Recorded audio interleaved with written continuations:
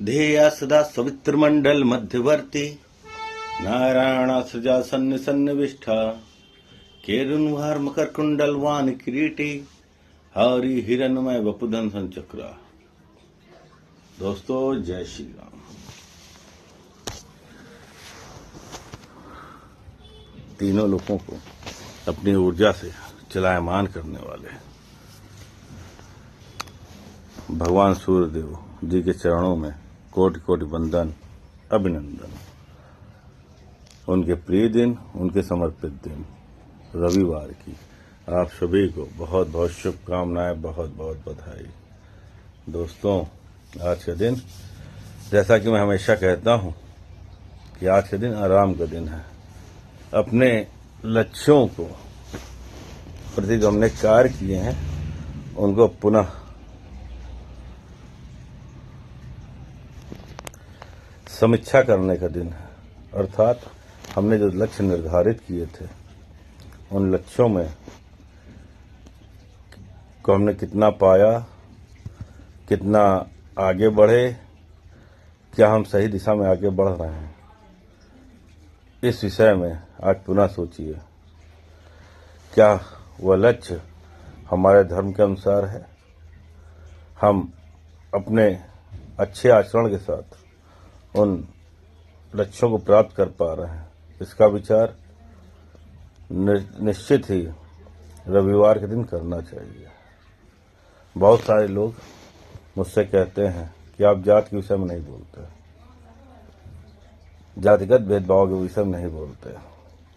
आप श्री हनुमान चालीसा पाठ परिवार ट्रस्ट चला रहे हैं और आपका नारा है जाति पात की करो विदाई, हिंदू हिंदू भाई भाई। और आप भी कुछ कहिए। मैं कहना चाहता हूं कि हमारा समाज, सनातनी समाज, 4 वर्णों में विभक्त था है। एक वर्ग की उत्पत्ति मुख से हुई है, किसी की कंधे से हुई है, किसी की जांघ से हुई है, किसी के पैरों से हुई है, किसी के दिमाग से हुई है। भगवान ब्रह्मा जी के विभिन्न अंगों से ये उत्पत्तियां हुई हैं। यही हमारे धर्म की खूबसूरती है। किसी दिव्यांग व्यक्ति से आप पूछिए, यदि उसका हाथ हटा दिया जाए तो क्या वह अपने जीवन का संपूर्ण आनंद ले पाएगा? इसी तरह किसी के पैर हटा दिए जाएं, किसी के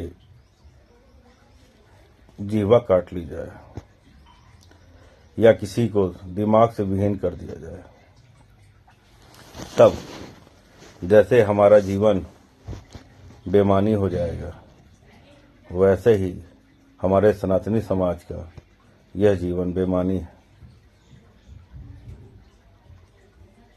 जैसा कि मनुस्मृति में लिखा है कि जन्म से सभी शूद्र होते हैं और अपने कर्म के अनुसार हम आगे बढ़ते हैं। यही व्यवस्था आधुनिक समाज में है। नौकरी वाला वर्ग अलग है, व्यापारी वर्ग अलग है। इस कई वर्ग हमारे यहाँ अलग अलग बनाए गए हैं और किसी वर्ग की किसी वर्ग से तुलना बेमानी है।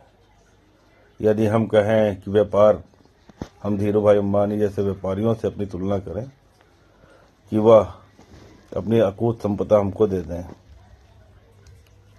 तो ये संभव नहीं है। वैसे ही हमारे न्याय व्यवस्था में किसी जज या बड़े अधिकारी के बगल में कुर्सी डाल के बैठना चाहें तो ये भी संभव नहीं है। तो अपनी अपनी मर्यादाएं हैं, अपनी अपनी व्यवस्थाएं हैं।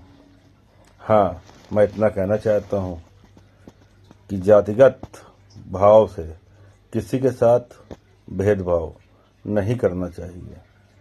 चाहे वो शूद्र व्यक्ति हो, चाहे वो डमार हो, चाहे चमार हो, चाहे लाला हो, चाहे बनिया हो, वो कोई भी हो। यदि वह आपके घर नहा धोकर अच्छे वस्त्र पहनकर साफ सुथरे तरीके से आ रहा है तो उसका स्वागत करना चाहिए, उसका यथोचित सम्मान करना चाहिए। तो मैं पुनः अपने सभी सनातनी बंधुओं से आग्रह करूंगा कि जात पात को समाप्त करना शायद असंभव हो, पर जाति पात के अंतर्गत हो रहे भेदभाव को हमें मिलकर समाप्त करना चाहिए। जय श्री राम, हर हर महादेव। आपका दिन शुभ हो, मंगलमय हो। मैं संदीप यह कामना करता हूँ।